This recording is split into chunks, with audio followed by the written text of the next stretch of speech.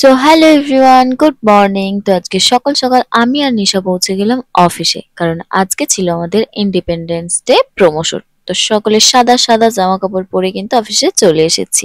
আর এই যে সারাকে দেখো নিচে বসে আছে আমাদের ওয়েলকাম করার জন্য। এখানে এই ব্যাগটা নিয়ে শুরু করেছে যে এই ব্যাগটা নিয়ে যদি সাক্ষী ফিল্ডে যায় তো ফিল্ডে গিয়েও কিভাবে কাজ করবে, তো সেটাই ও কপি করছিল এখানে। তো যাই হোক, অনেক হাসি মজা করা হয়ে গেছে আমাদের নিচে দাঁড়িয়ে দাঁড়িয়ে। কিন্তু এবার মনে হলো যে ঠিক আছে, এবার চলো আসল জায়গায় ঢোকা যাক।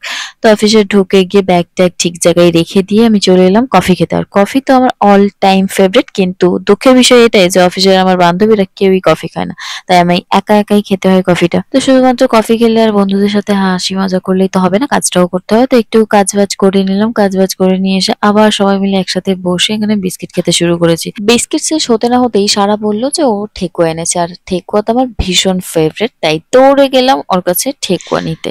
ঠেকুয়া নিয়ে এসে দেখি এদিকে সাক্ষীও চলে এসেছে হেলতে দুলতে ডাব খেতে খেতে।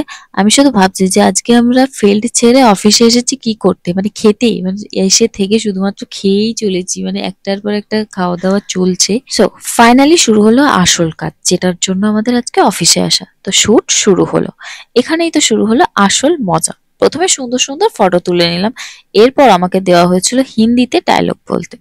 অসুবিধা নেই, হিন্দি মুভিতে কাজ করে নিয়েছি আর এটা তো জাস্ট একটা প্রমোশন, এই ভেবেই শুটটাও উতরে দিলাম। শুট শেষে দেখি পুরো অফিস সাজানো হচ্ছে, এত সুন্দর লাগছিল মনে হচ্ছিল এখানেই থেকে যাই, কিন্তু কি আর করা যাবে, আমাকে আর নিশাকে তো আজকে ফিল্ডে যেতেই হয় আর কি। বেরিয়ে পড়লাম দুজনে, কিন্তু নিচে নেমে একবার মনে হলো যে যেখানে কাজে যাচ্ছি একবার ফোন করে জিজ্ঞেস করে নি, যেহেতু আমাদের আজকে লেট হয়ে গেছিল।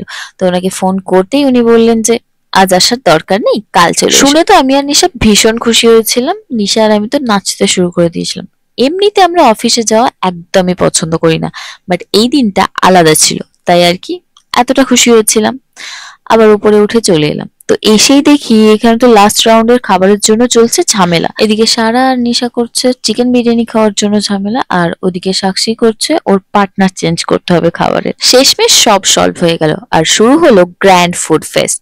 এইভাবেই আমাদের ইন্ডিপেন্ডেন্স ডে কেটে গেল, হাসি খাওয়া মজা আর শুটে ভরপুর। তোমাদের কেমন কাটলো জানিও।